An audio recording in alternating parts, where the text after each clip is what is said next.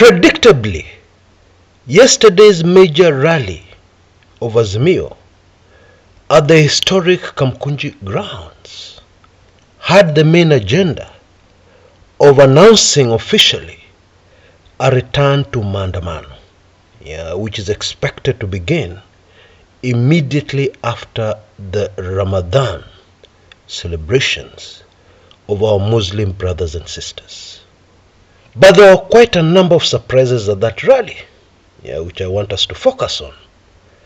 I am more than shocked that a vast majority of our media houses, virtually all of them, missed the headline at Kamukunji on Sunday.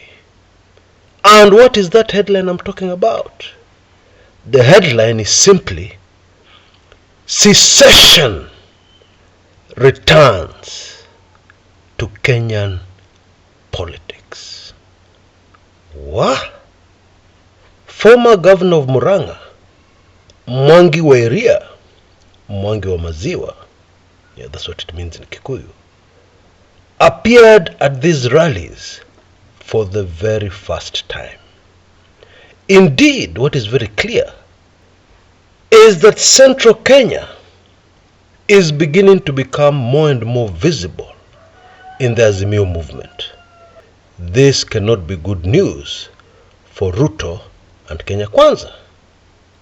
Allow me to jog your memories a little. Mwangi wa Iria wanted to vie for the presidency in 2022.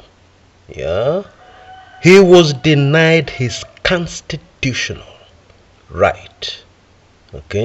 Now I've said this before in my videos. Clearly, whatever Chebukati and company were doing, they were very determined to have only 4 presidential candidates. I'm guessing the algorithm they had prepared to mess around with the elections, to rig the elections, had only 4 candidates to work the way it had been programmed. And indeed, it is that algorithm that gave Raila only 8 million votes. Yes, you heard me right. If you didn't know, he got more votes than that. But of course, that's not the issue here. All you need to remember is that Azimio are fighting for the servers to be opened, to release rigged elections, which Raila Odinga still won.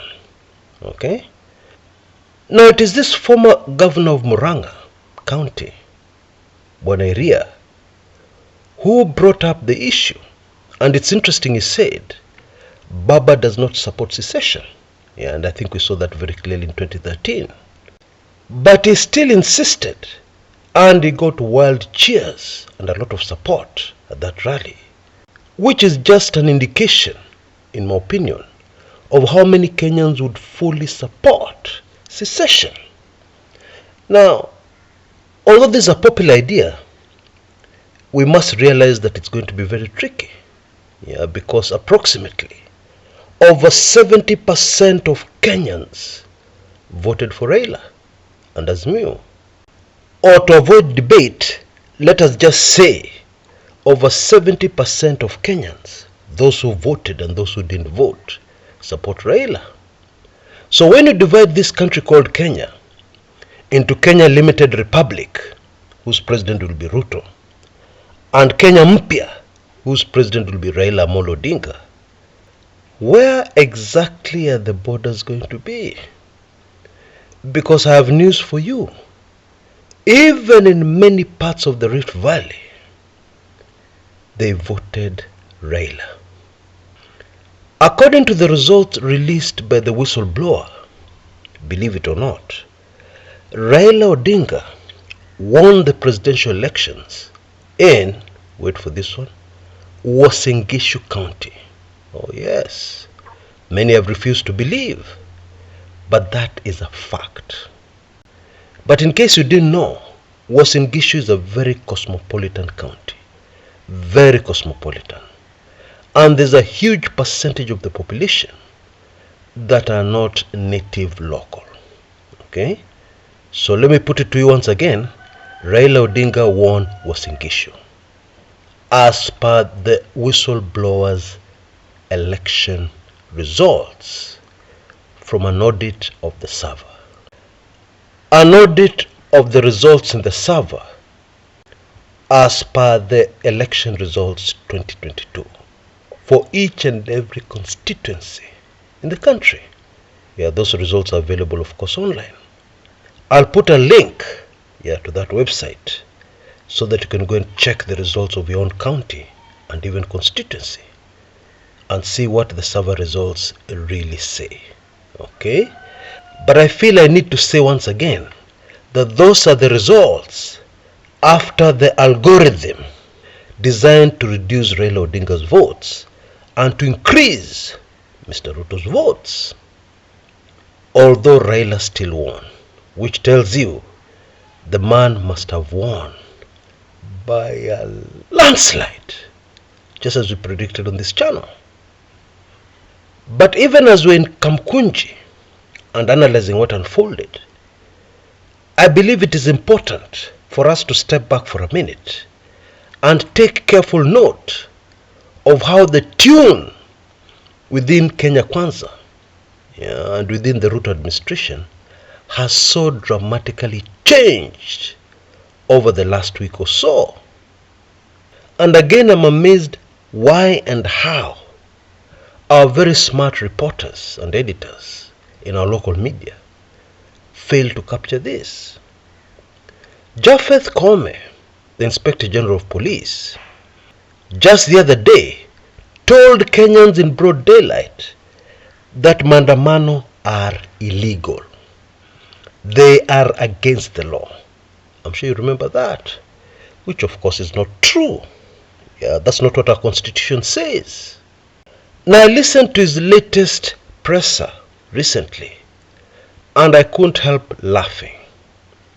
The same Japheth Koome was telling Kenyans that they'll provide security for the Kamukunji demonstrations.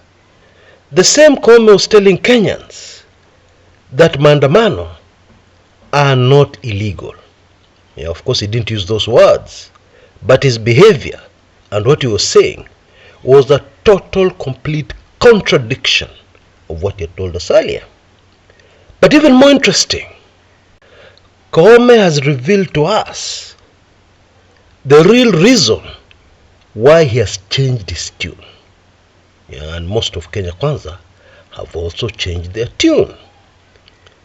It is the ICC, the International Criminal Courts at The Hague.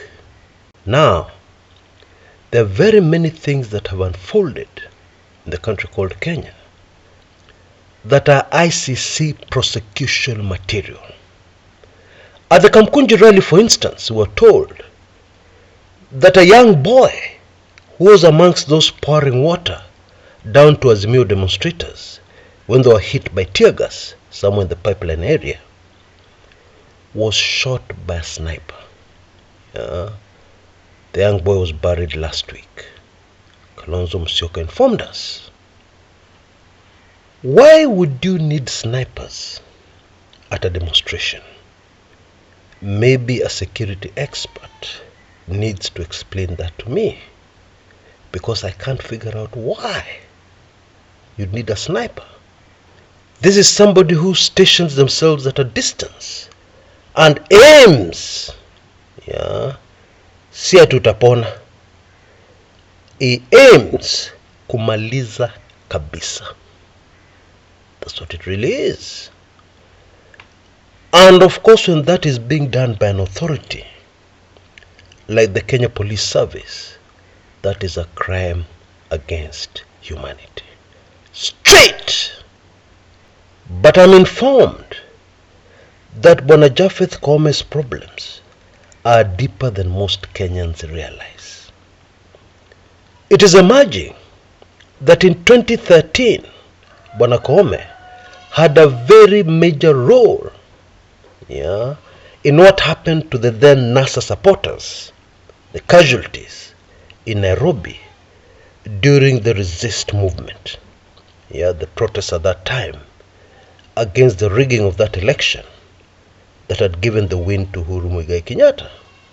And I'm also reliably informed that there is evidence, So you can begin to get a picture of what Bwana Koome is facing here. And then you can also begin to understand why Bwana Koome is now saying this is a war against the Ameru people. The Ameru people are being attacked. Can you believe that? Now in Kenya, when you hear a leader saying that, when you hear a politician saying that, usually it means that that particular politician is running scared. That particular politician or leader is terrified. Bwana Koome, of course, is not a politician, but is the Inspector General of Police. The buck stops at his table. Period. And it's not only Bwana Koome's tune that has changed. Even the tune of Ruto himself towards the Maandamano has changed. And all I can say is the following. Na bado. Bado tena bado sana. And so what Azimio is saying is that while the talks continue, between the Azimio legislators and the Kenya Kwanza legislators, Maandamano will also continue immediately after Ramadan. And it was most fascinating what Raila had to say about the decision by Ruto to pick somebody who had defected from the Azimio movement as one of his 7 to negotiate with Azimio, because many Kenyans maybe didn't think it was a big deal. You know, in another life, Raila Odinga should have had a YouTube channel because of his ability to simplify things which may appear complex and to express them in a language and with imagery that makes it very clear. For instance, Raila talked about the picking of the eldest legislator Adan Kenan, to be on Ruto said during the talks. He compared that to a situation where somebody takes your wife and they go with your wife and they spend quality time with your wife and they do things that people do with their wives at night. And then kikiumana, and somehow you need to talk, both sides need to talk. The person whose wife has been taken and the person who has taken the wife. When it comes to time to talk, guess who's one of the leaders in the negotiation team? It is the stolen wife. According to Raila, hiyo ni matusi. And I totally agree. That is insulting Azimio. And it is not a sign of goodwill, as people are supposed to sit down and talk and reach a peaceful solution to a problem. The other highlight of Kamukunji on Sunday was the issue brought by speaker after speaker of this government being unable to pay workers, which is something that is happening for the first time on these shores. For the first time since independence, workers of government, public workers, are not being paid. Indeed, we are looking at a strike by medical staff, including doctors, next week. They have also not been paid. And Martha Karua's speech at Kamukunji explained to Kenyans exactly what we are facing here. Martha Karua told us that the UDA government has always told us that they found empty coffers. Okay? She's not arguing with that. Not because it is true, but because she has no evidence to prove otherwise. You see, Martha Karua is a lawyer. But the same Martha Karua told us that since the Ruto administration came into power, they have collected about, wait for this one, 1.5 trillion Kenya shillings, over 1.5 trillion Kenya shillings in taxes and other remittances to government. Where did this money go? Because of the prudent management of this money, you know, you manage money according to the situation. Even in your house, when money is short, you cut down on meat consumption, for example. Yeah. If this money was managed prudently, then government workers would be paid. But according to Martha Karua, most of this money has gone into people's pockets. And if we use information from other sources, that seem to agree with what Martha Karua was saying. For instance, David Ndii, UDA's chief economic advisor, is on record as saying government has been spending very wastefully. Now, in case you didn't know, when a government is spending wastefully, it usually means only one thing. The government is spending wastefully because there are people who have done deals. The government needs to release that money so that some corrupt deals, some deals maybe to buy fertilizer, etc., you need to pay for the fertilizer. But somebody's eating, as we say in Kenya, somebody's eating from that money. We ourselves have seen this government appoint 50 cabinet administrative secretaries. When Uhuru had only 23, the previous president. We have seen this government purchase huge expensive vehicles, which are also fuel guzzlers, which means the maintenance is very costly. And they are doing this at a time when they know, or somebody should know, that if they do that, the money will not be enough to pay government workers. We have also seen foreign trips, very many foreign trips, with large entourage. All this costs money. Okay? And all this is happening when government workers have not been paid. Now, surely, the only word we can use here to describe this government is irresponsible. I can't think of any other word unless you correct me. And just by using common sense, workers have not been paid, the government is behaving very irresponsibly, the government is committing crimes against humanity, piquing the interest of the ICC, the International Criminal Courts at The Hague, etc., etc. People like Gachagua talking very responsibly, not like a deputy president of a country. The same government sending people to raid the farm of former President Uhuru Muigai Kenyatta, and so on and so forth. When you put all those things together, it should be clear to anybody that this is a government that cannot last. With or without Azimio, with or without Raila, this is a government that cannot last for long. And that is why I almost pity those very short-sighted politicians who have told themselves, usually when a president is elected, hiyo maneno imeisha. There is nothing anybody can do. Of course, these politicians are not aware, they have not read their history, to know that history is always full of surprises, unexpected things that end up happening.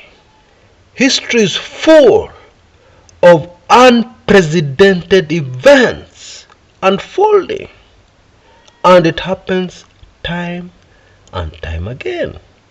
So where will these people go when we have a change of government, which I predict will be very soon? Where will all these politicians go? Where will they stand? I just hope the deal that got them into government also gave them enough money for 2 lifetimes. Not 1, 2. Because that's what they would need in this case. Otherwise, mambo itakuwa mbaya sana. Let me predict this at an early stage. Now, at the rally, Azimio also urged all those who have not been paid, like the doctors who are going on strike soon, and all the other government workers who have not been paid, to join in the protests, which will commence again immediately after Ramadan. And you'll remember right here on this channel, we said that as far as maandamano are concerned, we're only at halftime. The second half would inevitably come. And it looks like that is what is going to come to pass. Now, before I go, a quick reminder about our latest weekly intelligence briefings number 105. It was late, but it has been released this morning. Expect it in your inboxes before the end of the day. And those who are not yet members, you can see the details on your screens right now. Please take advantage of that very special offer. Yeah. And even if you're already a member, take advantage of it to renew your status. Yeah, because going forward, there is a lot that is happening. A lot. And as I've said in that WIB, the information in that WIB, as hot as it is, was not what I've been planning all along. Yeah. That one, there's still like a small piece of information I'm waiting for to put it together. Yeah, and most probably it'll appear in WIB number 106. But 105, even by itself, has information that will shock you to your bones. And information that explains a lot of what is happening in our country at the moment. So make sure you don't miss it. Until next time, this is Chris Kumekucha.